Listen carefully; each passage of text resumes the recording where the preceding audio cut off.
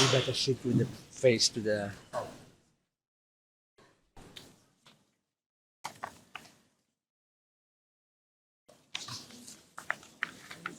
Good evening and welcome as the Young Israel Widmer hosts a live edition of the Living L'Chaim podcast hosted by Yaakov Langer. I want to thank Rabbi Shai Shachter for his ongoing tireless work with our shul's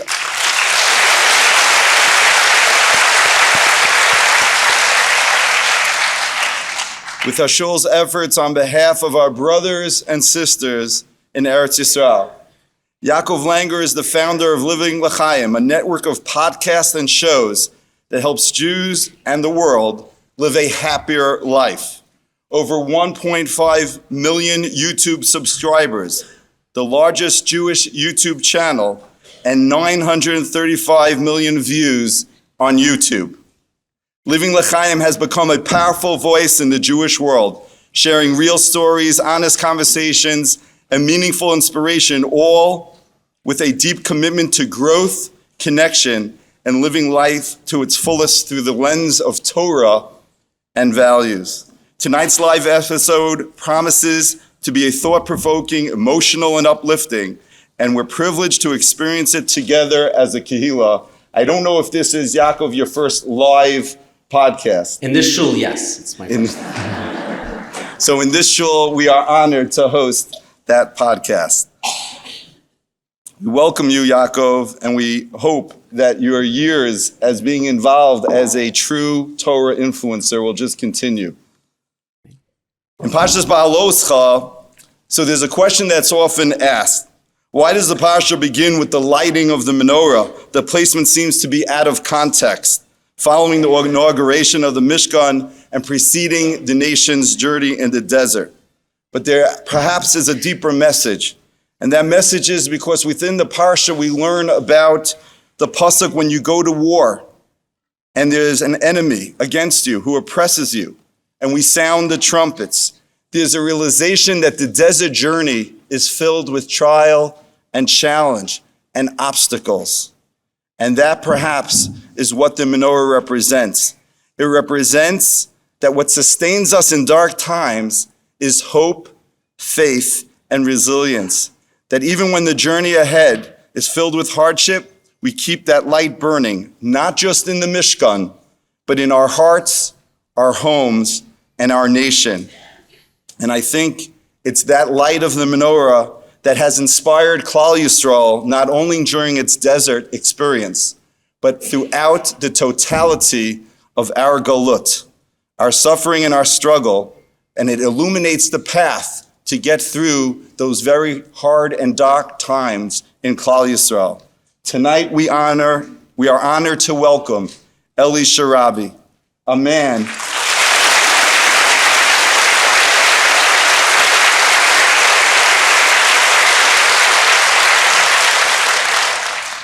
man whose personal journey profoundly echoes the themes of this week's Parsha. On October 7th, Eli was taken from his home in Kibbutz Be'eri, the day his beloved wife Leanne and daughters Noya and Yael, aged 16 and 13, were brutally murdered. His brother Yossi was also kidnapped and later murdered by his captors who still hold his body.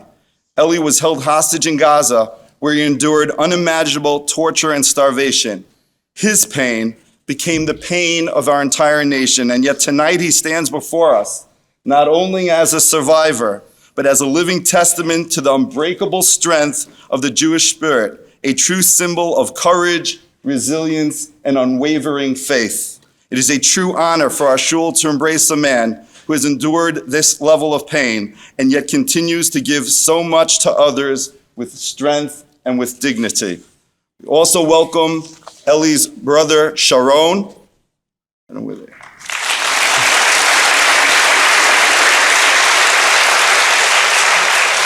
Annabelle from England, an advocate on behalf of the Sharabi family, both before and after Ellie's captivity. Please join me in welcoming Yaakov Langer of Living L'Chaim and Eli Sharabi.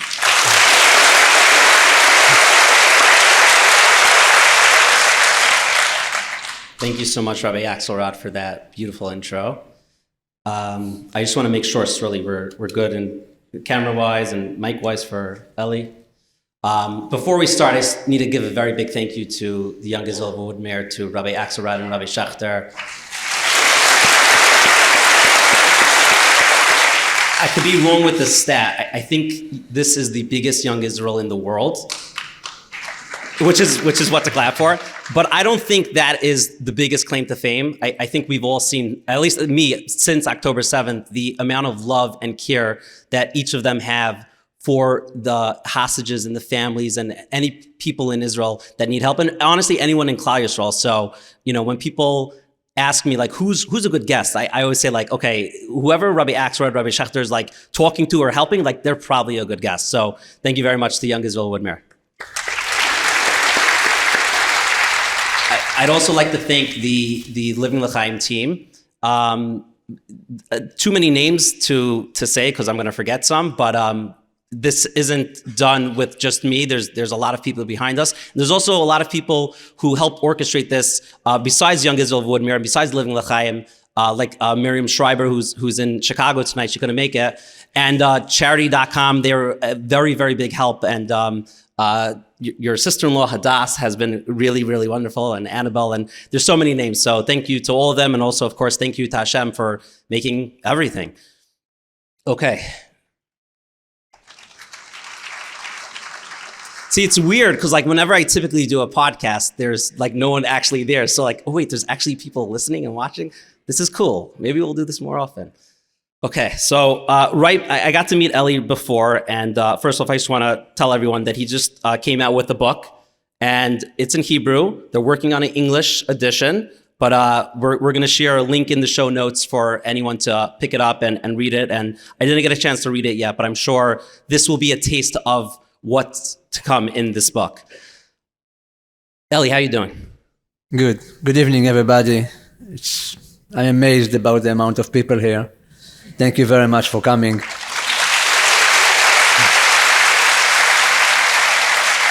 And I apologize for my English. It's not the best. I'll try. And if I stuck, Yaakov will help me. You have great English, and I thank you, because if we did this in Hebrew, everyone would just be laughing at me the entire time. So thank you for doing this in English. We appreciate it. Let's dive right in. Could you tell us what your life was like before October 7th? Oh, we were a very happy family in Kibbutz Be'eri. I arrived to Kibbutz Be'eri when I was 16 years old from Tel Aviv. I fed up from buses and concrete. I wanted fields, and I want to raise children in a kibbutz. And I met Lian. She was a volunteer from England in the kibbutz, and we fell in love. And we had two daughters, Noya and Yahel, and raised them in beautiful place, peaceful. They had lots of friends. We had great times. We were a very happy family. Lian was a dentist assistant, and I was a CFO of the kibbutz and companies outside of the kibbutz. We had quiet, normal life, especially something like 3 months before October 7th. Yahel just finished the year of bar mitzvah, and the family arrived from England and Canada. Of course, the Israeli family we have, and we all been together, and it was great time. After that, we've been in Thailand for 2 weeks, and it was amazing trip, all connections, laughs, and great activities there. We arrived back to Israel, and it was Lian and Noya's birthday on the 1st of 3rd of October.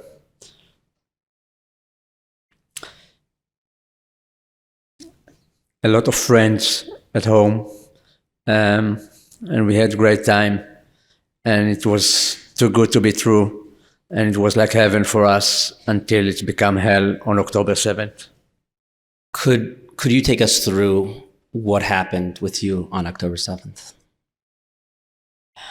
We just woke up from a lot of red alarm, and Lian's application of this red order alarms was just got crazy, and we didn't understand why it's happening. Usually it's happening because things that happened, and we were sure it's going to finish another 10, 15 minutes.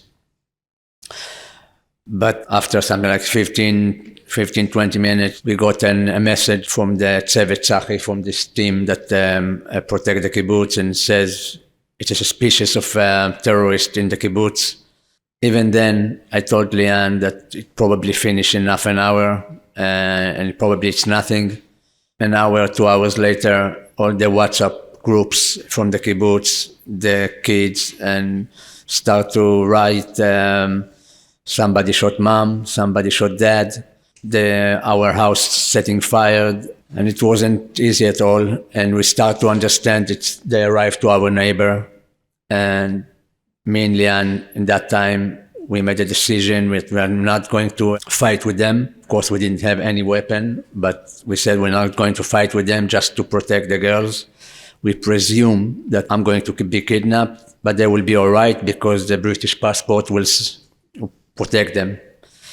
And around 11:15, they arrived to our house. 10 terrorists opened the door of the safe room. Our dog barked, and they got panicked and started to shoot. We jumped on the girls, and after 10 seconds they stopped, and we showed them like British passport, as we planned. They asked to collect our phones, and it all got calm, and 2 of them grabbed me, and another 2 of them took the girls to the kitchen, and they asked from Lian to get dressed because we jumped from the bed to the safe room. And after 2 or 3 minutes, the leader there said to them to take me away from there, outside, and I understood I'm going to be kidnapped now. It was last minute, last time I've seen my daughters, and showed them I'll be back. And I probably would say something else if I knew it's the last time. And that's it. They took me away. When they were taking you, were you able to see your surroundings? Did they block you from being able to see? They grabbed me out from the house, and the first thing I've seen, it's my friend's house getting burned. It was Yonat and Dror Or, and I understood later that after my release that he was murdered 5 minutes before me, and Yonat as well. And they grabbed me, something like 200 meters. They dragged me to the fence. All the way I've seen something like 100 or 250 terrorists coming in and out from all the houses. And I understood that probably our defense on the kibbutz, and probably the army as well, that nobody exists anymore because they've done whatever they want. And they put me into the car, one of the kibbutz cars that they stole. And since that minute, I said, Shema Israel. Since then, I did it every day. And from then, they took something like 200 meters later, something like 5 minutes later, they put someone, the car stopped, and they put someone above me. And I didn't know who's that. I didn't know. 15, 20 minutes driving to Gaza Strip. I understood we are still in the central of Gaza, not to the south, not up north. I understood I'm in the center of Gaza. We arrived to the first stop. It was a mosque. The minute we stopped, they grabbed me out from the car, and the mob of civilians that was there with kids start to shout, and they start to hit me with their shoes, with their hands. And after a minute, they succeed to get me into the mosque, ask us to take off our clothes. And then I've seen this guy that they put on me was Thailand worker, that's from our fields. His name was Kon. And I spoke with them, of course, Arabic, that I know. And since then, I was with Kon for 52 days in a house in Gaza. with a family that the father is from Hamas, but it was their father, mother, and 3 kids. And they've been with us 52 days. Could you describe to us what happened during those 52 days? Did they give you anything to do? Did you just sit there? First of all, in the first 3 days, we've been, they tied our hands from behind the back and legs with ropes that tore our flesh. And it was agony. I remember in these 3 days, I just fainted from time to time for 2 or 3 hours, wake up, asking for water. And after these 3 days, another 2 people from Hamas arrived to this house to guard us. They start to take care of us, of food, and they took away the ropes, but still put a chain to my legs with locks. And we've been like that 52 days, me and Con. But the main fear for us was first of all, the bombs, the Israeli bombs from the IDF. And the second fear that they were really, really afraid of, that someone from outside will hear us and get into the house and then probably kill us. And while you were tied up, did they have you do tasks there? Did they just make you lay there?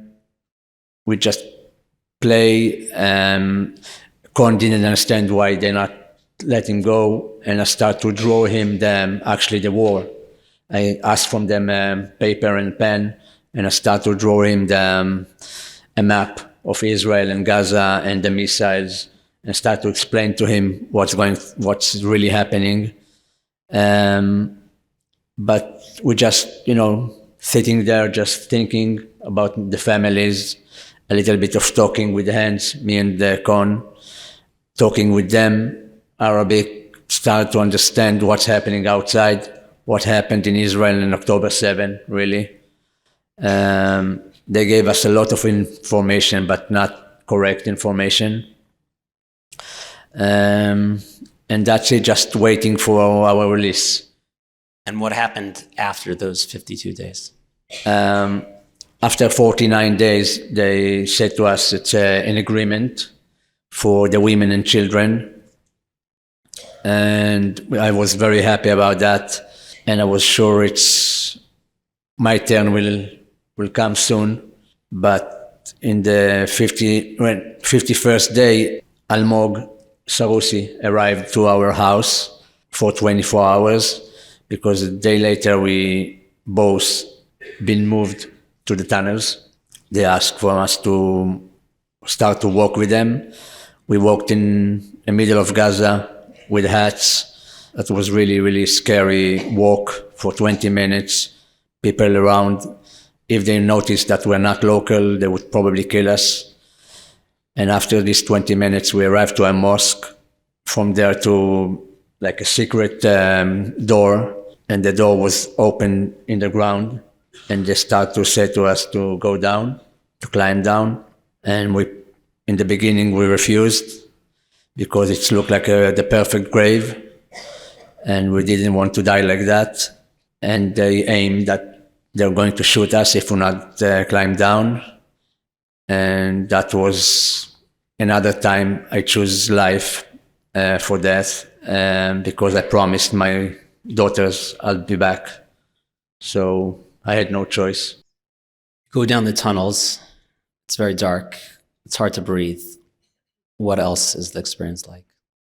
Yes, we climbed down this ladder. It was like 25 meters, and then another stairs for another 20 meters. So we've been around 40 to 50 meters underground. You can't see anything, just the torch they have on their heads. We're afraid that we're not going to breathe, we'll not be able to breathe. And after something like 10 minutes walk inside the tunnels, we've seen the light, and makes us more calm. And we waited there, and they said, wait for a few minutes. And something like after 5 minutes later, Hirsch Goldberg and Ori Danino arrived as well. And 10 minutes later, Elia Cohen, Or Levy, and Alon Noel arrived as well. We've been 7 hostages, Israeli hostages, and it was the first time I felt like belonging and somebody to talk with, Hebrew again. After 52 days, I didn't. And it was good. It was relief for me that I'm not alone. Gave us hope that we can survive that. It's interesting because you, I guess, were, compared to the other ages there, more of like a father figure, I guess, down there. Yes, I was the oldest there. All the other 6 arrived from the Nova Festival. Most of them were very young, and I was like their father there. Almog, Hirsch, and Ori were a bit wounded. And 3 days after we've been together, someone of the terrorists arrived one morning and said to them, "Come on, you're going home." And we were very jealous about it, for them, and we wanted to go as well. But still, we said to them, we were very happy for them, and we said to them what to say to our parents, and we were very happy they're going to say to our parents that we are good, and they've seen us. And we were sure the ceasefire will continue, and it will be our turn in the next few days. But a day later, it's the war start again. In that moment, we understand it's going to be for a long time. When you were with them, were each of you giving each other chizuk and strength? Like, what were you talking about? Yes. Well, you start to know each other, start to talk, to start to tell things about your family, your friends, where you been raised, and you know everything about them. And we become very good friends, and we start our routine. In the tunnels, we had no choice. You have to have a routine. So every day you wake up, you say Birkot HaShachar and Shema Yisrael, and laughing and talking. And if you eat good, you train and to move yourself, because the chain is on your legs all the time, 24/7. But still, you're acting like normal person. You look for the things that give you a little bit of humanity. And actually, and waiting for Friday. Usually on Friday, they gave us a little bit more food. And we waited because we said Kiddush. And I said Shet Chayil to my mom and to my sisters and my wife. And we kept every time like a quarter of bread, a pita bread, just to say Hamotzi Lechem min haaretz. And all this gave us a lot of faith and remind us our families, and it gave us a lot of strength, and it was very good for us. What was your conversations with Hashem like? What were you telling him? We asked every day that our family is all right, and that it will be a miracle, and it's going to finish, and we want to release and come back to our families, and we hope that everybody is all right. We just ask from him to give us strength to survive this hell. It wasn't easy. It wasn't easy at all, because day by day you say, why it's not happening? And it's not easy to keep this faith. But we used to say to each other that the faith it's easy when everything is good, but it's making very challenging when the time is bad. And this is the time. And we have to keep our faith in God. And finally, this day will arrive, and it's arrived. Before then, we all saw the photos of when you got released, and how much weight did you lose? In October 7, 2023, I was 70 kilo. And the day I was released on February 8, 25, I was 44 kilo. And you don't have to answer this if you don't feel comfortable. What other, I mean, clearly they starved you. What other forms of torture did they do to you? Well, it was a lot of tortures. It was violence, it was humiliation, most of it. It was psychology, terrorism, that tell us every day that the Israeli government and our families forgot us. And they are going to slaughtering us, and we're not going to come back to our families.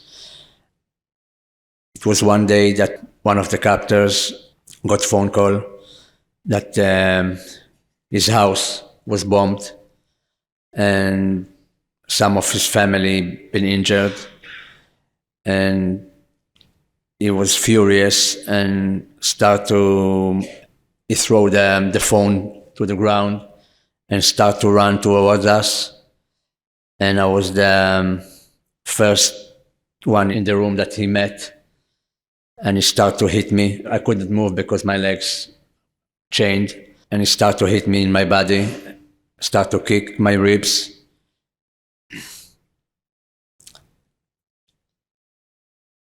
I succeeded to crawl towards Alon that protect me with his body. And after 30 seconds of hitting me, he moved to Or, kicked him twice, and went out from our room.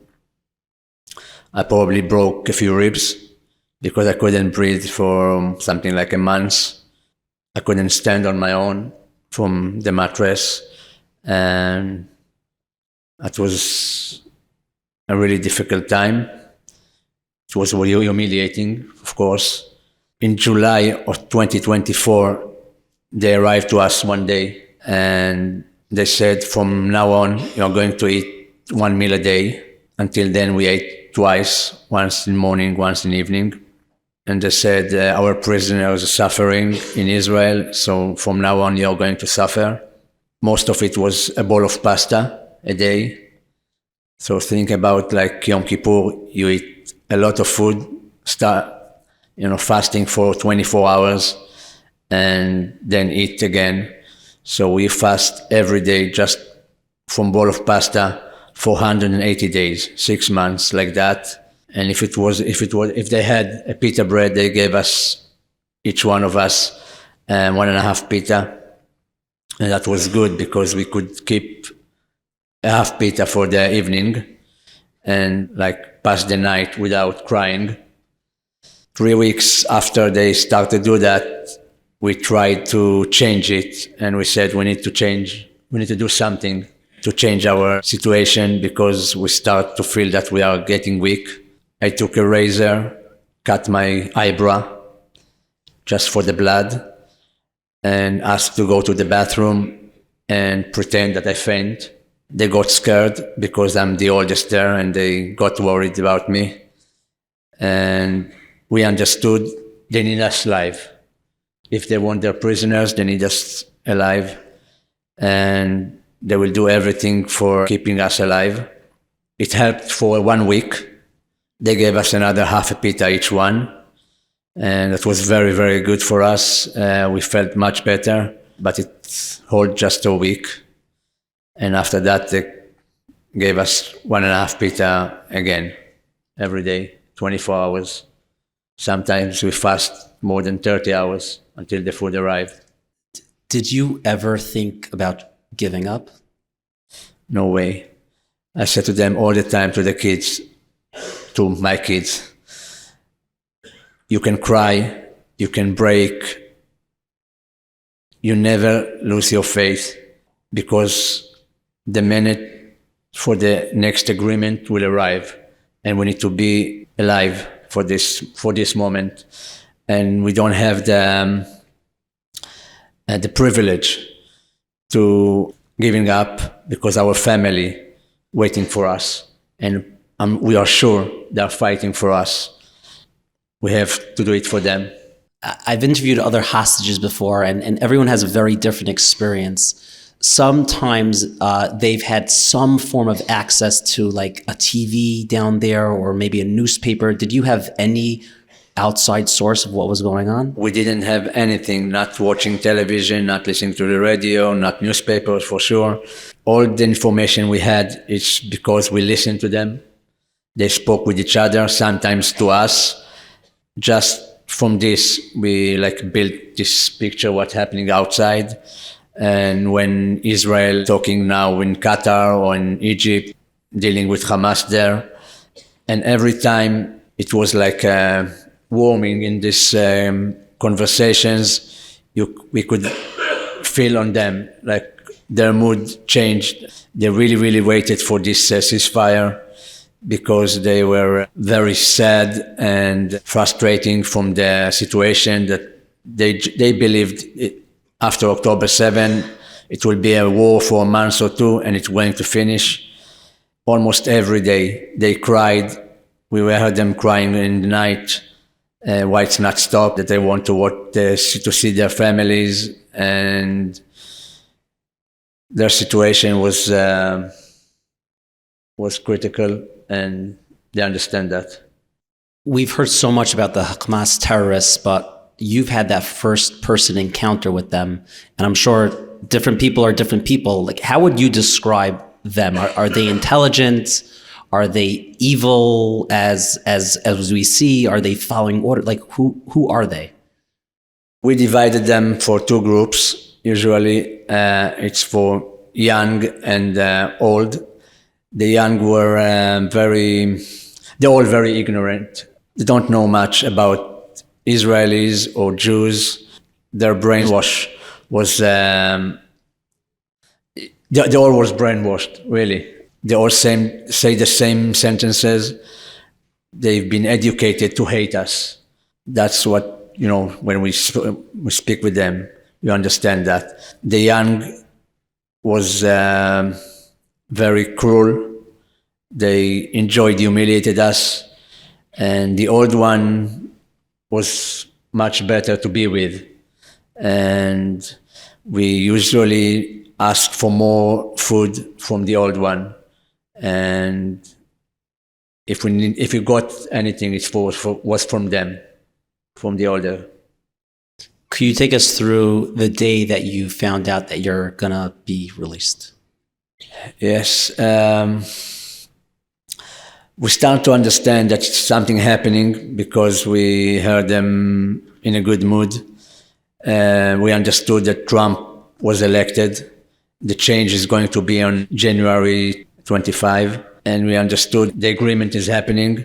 Someone, high commander from Hamas, arrived to our tunnel, started to speak with us, and said the agreement is on the way.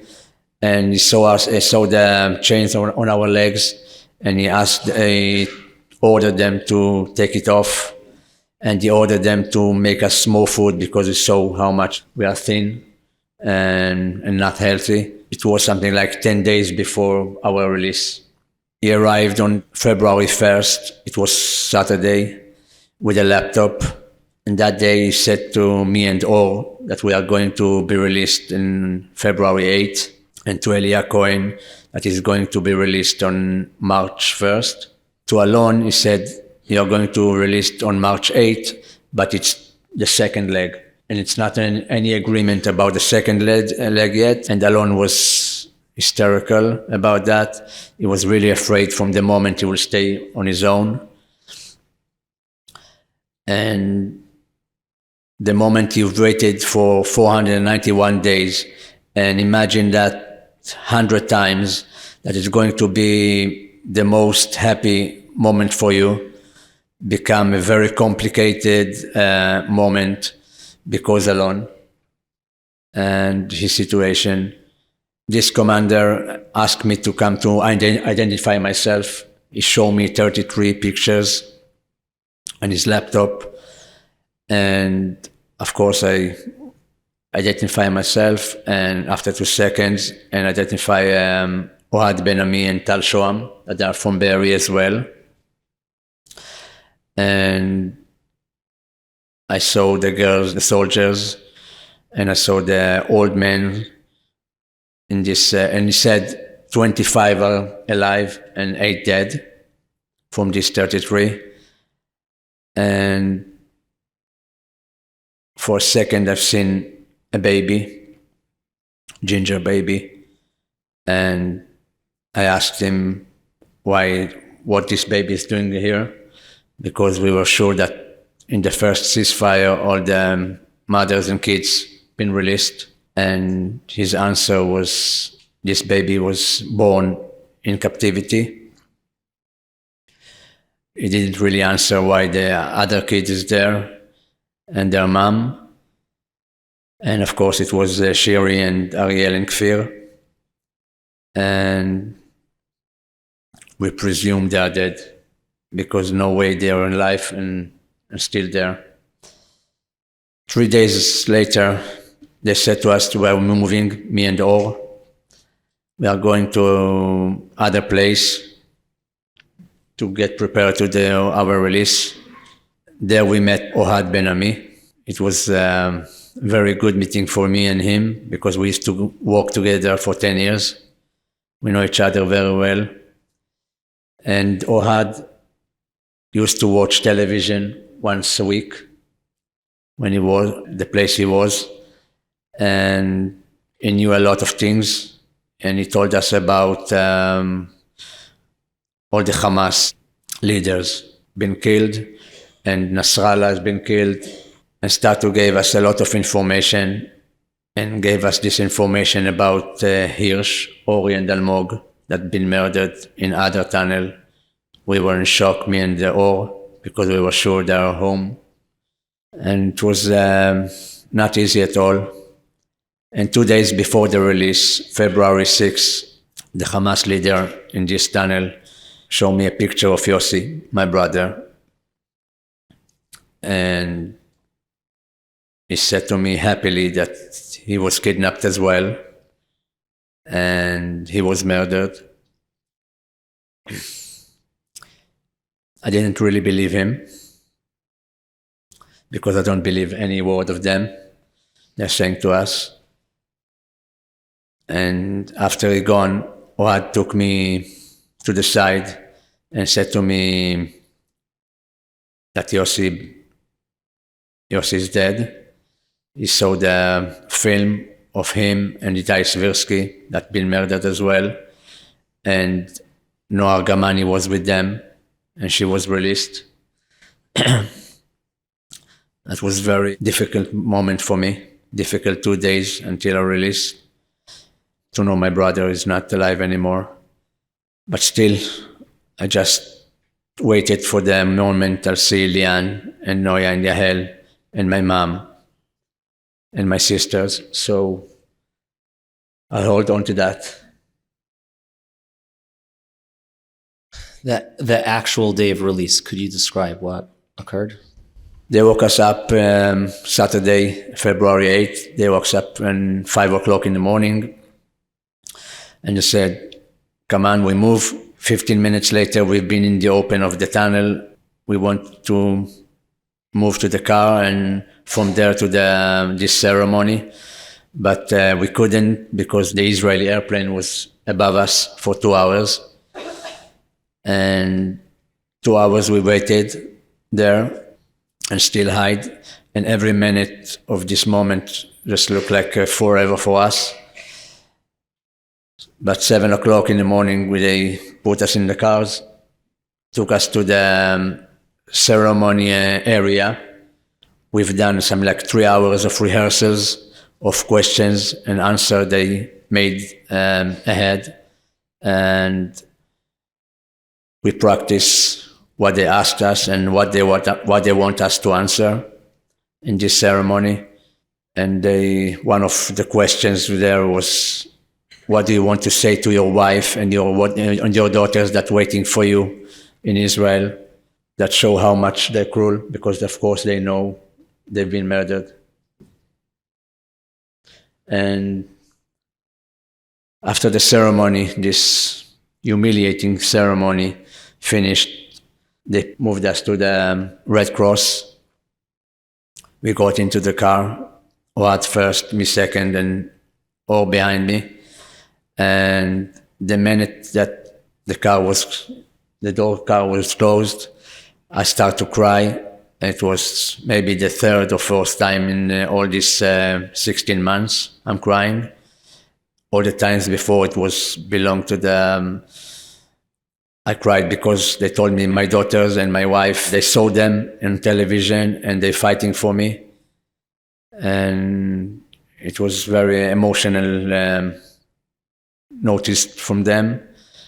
The day I was released, I cried because probably all the surviving mode just went, from me, and I could cry. When I was crying, Ohad asked the Red Cross where they've been for 491 days, why they're not arrived to visit us and give us food and see if we're okay and give us medicines. And their answer was that Hamas didn't let them to see us. Well, we start to move from this area to the Israeli, to the IDF. And it was something like 15 minutes drive, and all this drive, and just imagine how Lian and my daughters running to me. When I arrived to the IDF, psychologist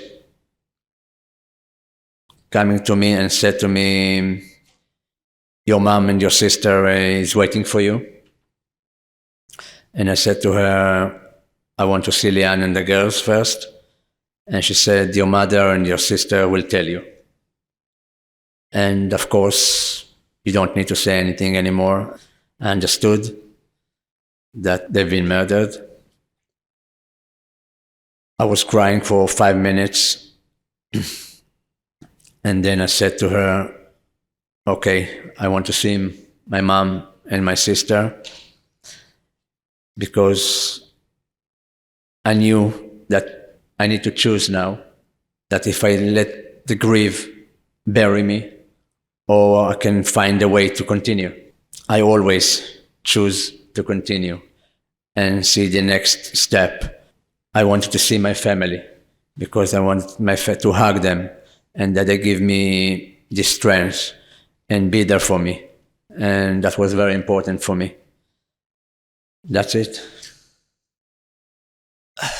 I just can't imagine going through 491 days and looking for your freedom, looking for your family, and then finding out that they're no longer here.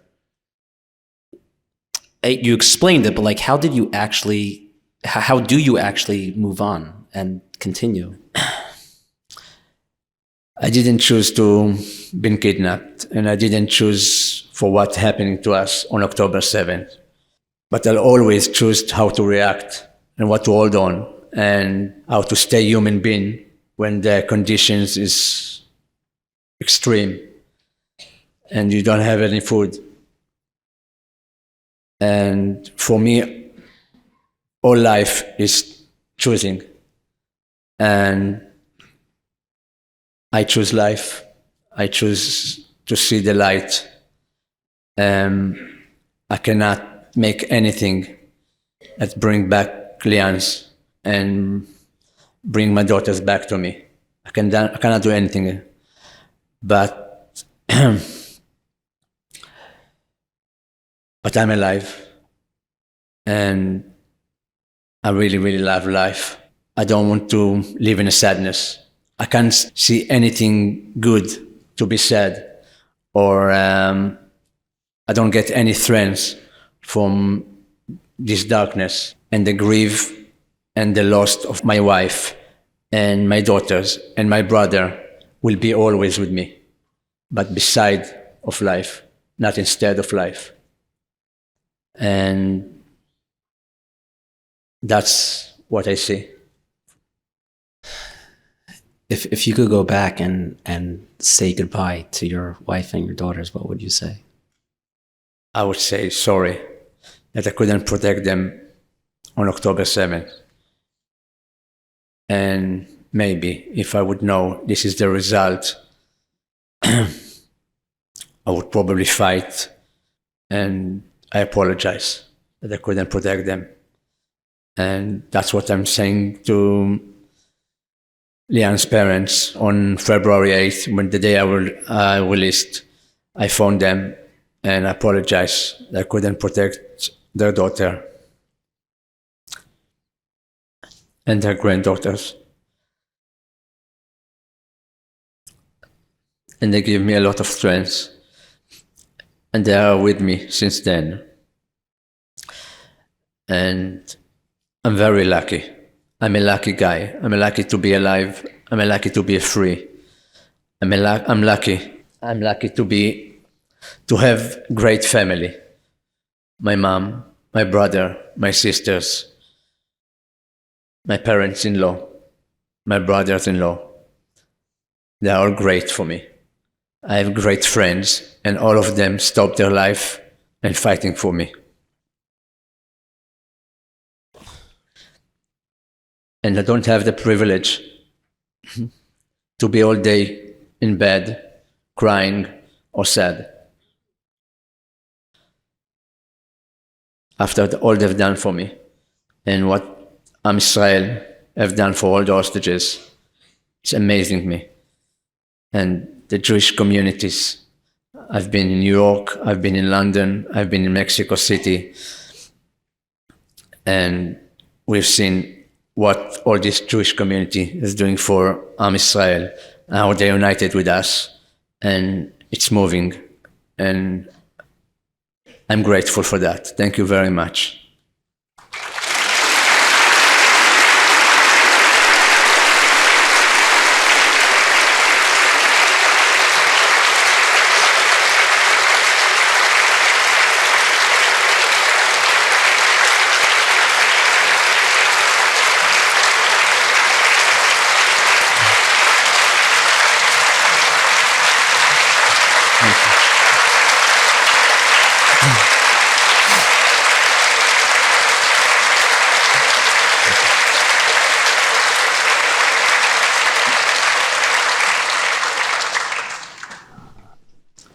So shortly after you were released, you're going to Washington, D.C. to go to the White House. Can you tell us about that experience? After I released from the hospital, 10 days after my release from captivity, I understood that there was delegation to see Trump and talk with him. And since then, I didn't stop to fight for bring back my brother's body that will have a grave to cry on. And I've promised Alon Noel that I'll fight for him, that he will be reunited with his family. And all the other 53 hostages now, I'm fighting since then. And Trump was the first stop. And after that, it was Keir Starmer in England.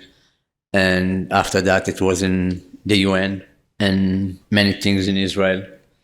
And I'm doing all I can with all of Israel for bringing them back home. The transition for you it's crazy. You know, before October 7th, you have your family and you have your life and your job, and then you go through that torture for 491 days, and then you come out and, you know, your brother's gone, your wife's gone, your daughters are gone, and you're sort of this celebrity. The entire world, the entire Jewish world, celebrity is not the right word, but you're this person that everyone knows and everyone's been thinking about and davening and doing whatever they can to get you back. What's that like mentally for you to go through such a shift like that? Well, it's not easy to be recognized everywhere. I used to be a very private person, but the life meaning I find through captivity. I promised my daughter on October 7 I'll be back. And after that, I promised Kon, the Thailand worker, that I'll help him to come back to his family in Thailand.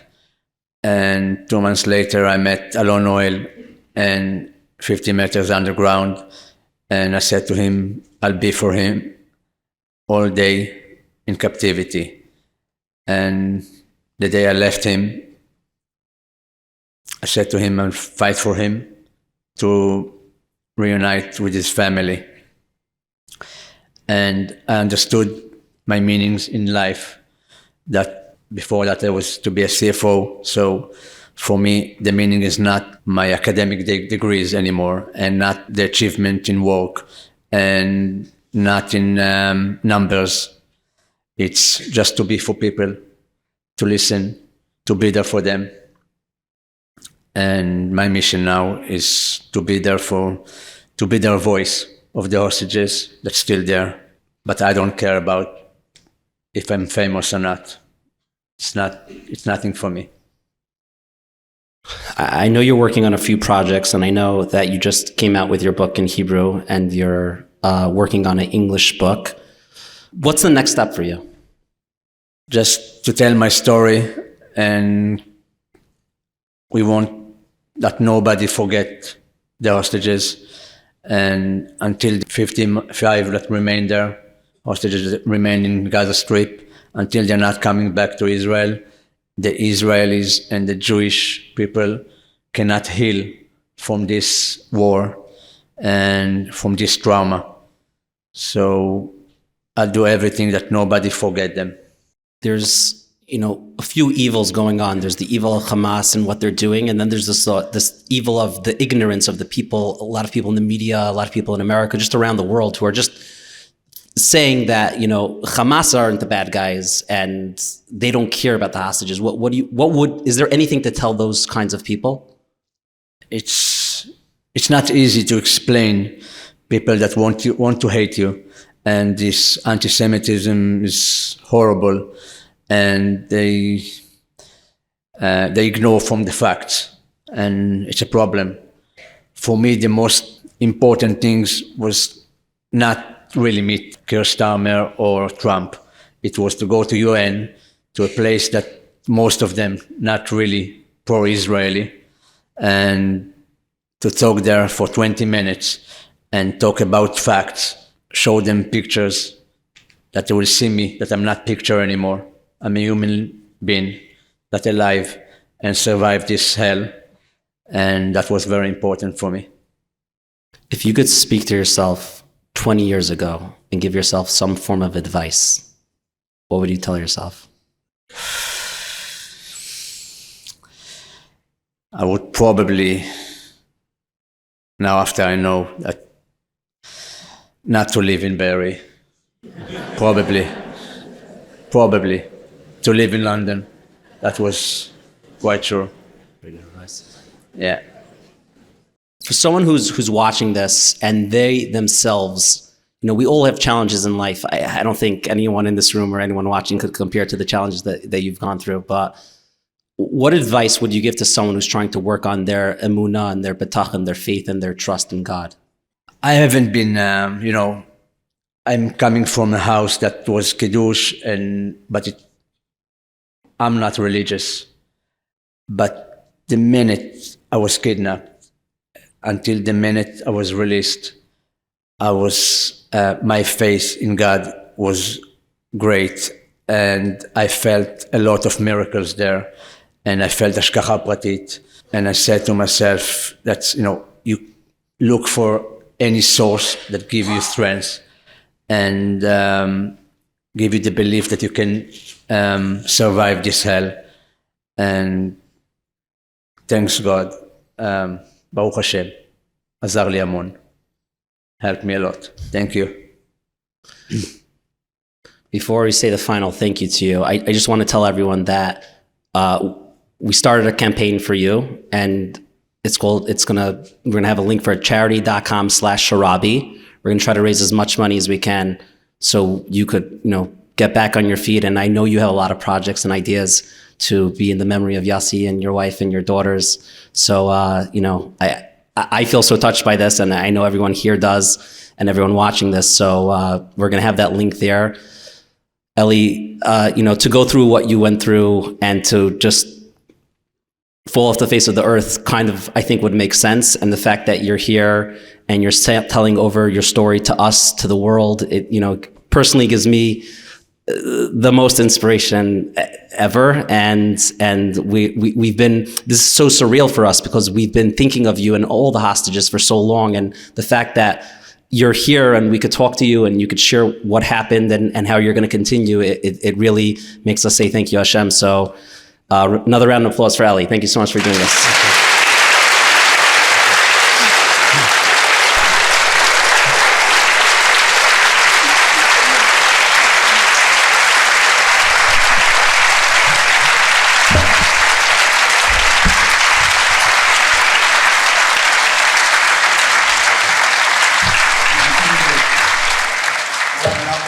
To stand again. Yaakov, I want to thank you. I want to thank you for reaching out to our community, the Young Israel of Woodmere. And you know that since October 8th, when we could on Motzei Shabbos of Motzei Simchas Torah, Motzei Yontif, our shul hasn't stopped. And I wish you much hatzlacha as you advance your work with Living L'Chaim. And thank you for giving us the opportunity to be a live audience for you. And Ellie, we have not stopped one day in doing everything that we can on behalf of Still Yossi and all the Chatufim and davening for the soldiers. And I know it's not easy being in front of a big audience, but we call these opportunities of embrace, of a chibuk. This is the chibuk of our kihila, of our congregation. And in those moments where maybe it's quiet and you feel alone, I want you to take a minute not to look at me. Look at everyone here. Amazing. Look at everyone here.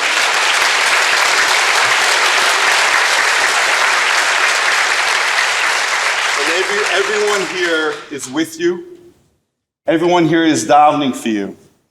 That you should have a life of happiness and joy, that you should have a life of strength and resilience, and that Hashem should give you the koach to continue speaking, to bring the memory of your loved ones alive so that we can do things in memory of them, and to be the beacon of achdut, of a model of emunah and bitachon for Am Yisrael.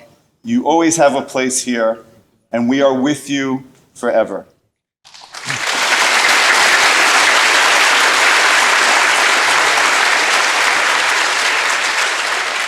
Our program is going to conclude. We're going to call upon Rabbi Shai Shachter to recite the Mishaberach for the Chayalim and the Mishaberach for the Chatufim.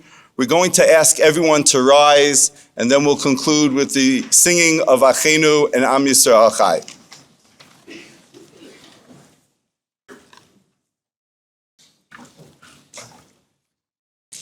Mishaberach Avosena Abraham Yitzchak v'Yaakov v'yivarech es chayalei tzva ha'agana liYisrael v'anshei kochos ha'bitachon ha'omdim al mishmar atzenu v'arei Eloheinu migvul ha'levanon v'ad midbar Mitzrayim u'min hayam hagadol ad avo ha'arava b'chol makom shehem v'yabasha ba'avir bayam. Yitein Adonai Yisroveinu hakamim aleinu nigafim lifnehem HaKadosh Baruch Hu yishmar v'yatzil es chayaleinu mikol tzara v'tzukah u'mikol nega u'machala. V'yishlach bracha v'atzlacha b'chol ma'aseh yedehem yadber son'enu tachtehem v'yatreim b'cheser Yeshua uv'atzeretz nitzachon v'yikuyam b'hem ha'kasuv ki Adonai Elohechem ha'holech imachem lihilachem lachem im oivechem lahoshia eschem v'nomar amen. Mishaberach Avosena Abraham Yitzchak v'Yaakov Yosef Moshe v'Aaron David u'Shlomo hu yivarech v'yishmor v'yinsor es nedrei tzva ha'agana liYisrael u'shvuyav v'yaskal achenu hanasunim batzara uvashivya ba'avur shekal ha'kohal ha'kadosh hazeh mispalel ba'avuram HaKadosh Baruch Hu yimalei rachamim aleihem v'yotziyem mechoshech v'tzal maves u'mosrosehem yinatek u'mimitzukosehem yoshiyem v'yishivem mehira lechek mishpachosehem yodu l'Adonai chasdo v'niflaos of v'nei adam v'yukuyam b'hem mikrash ha'kasuv Uftuye Adonai Yishuvun, Uvo Tziyam Berina, V'simchas Olam Al Rosham, Sason V'simcha Yasigu, V'nasu Yagon V'anacha, V'nomar Amen. Achenu kol beis Yisrael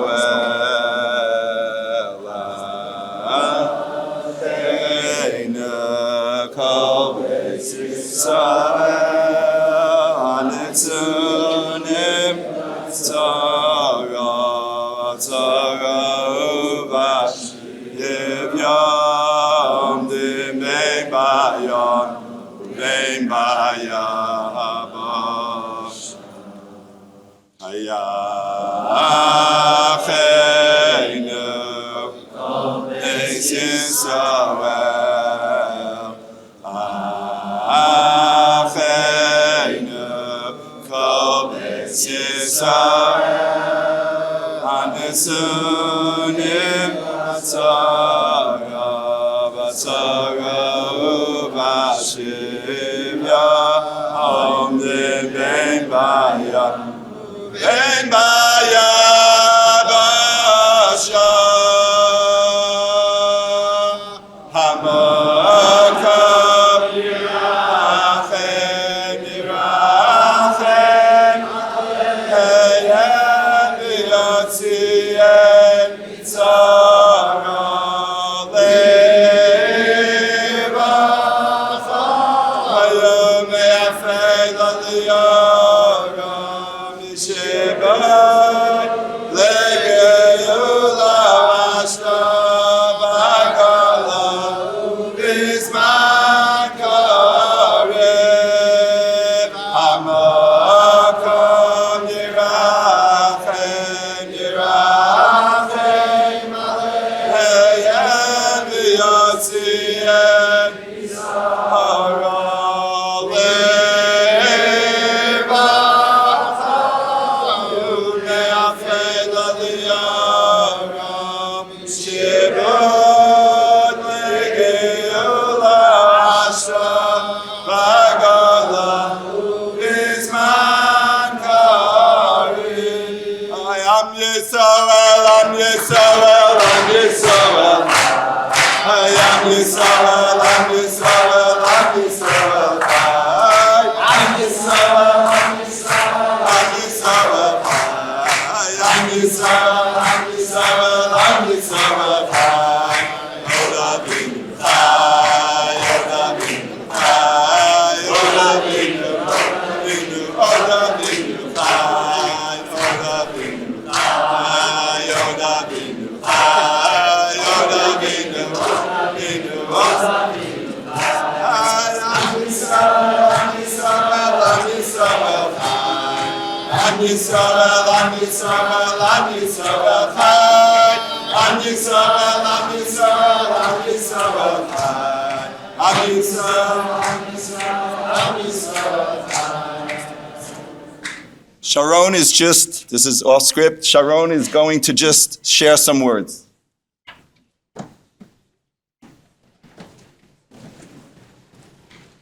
Good evening, all. First of all, I want to thank you about your supporting. We are feeling every day you're supporting. But I know to share you one story. On June 9, 2024, I visited in the tent of the rabbi in New York. And I pray. And I cry for all the hostages and for my brothers, Ellie and Yossi, that I know that Sharabi family lost 4 people and we are not intending to receive the 5th coffin. And when I finished to pray, one yeshiva guy came to me and said to me that 1 year, my wishes, my prayer will be, it's happened. Come to heaven. And Ellie came back in February 8, 2025. It's a big miracle, but it's a big faith. And I'm so excited to be here. And I know the real power of Am Yisrael is the unity. And the enemies can break our bodies, but they can't break our spirit. Thank you very much.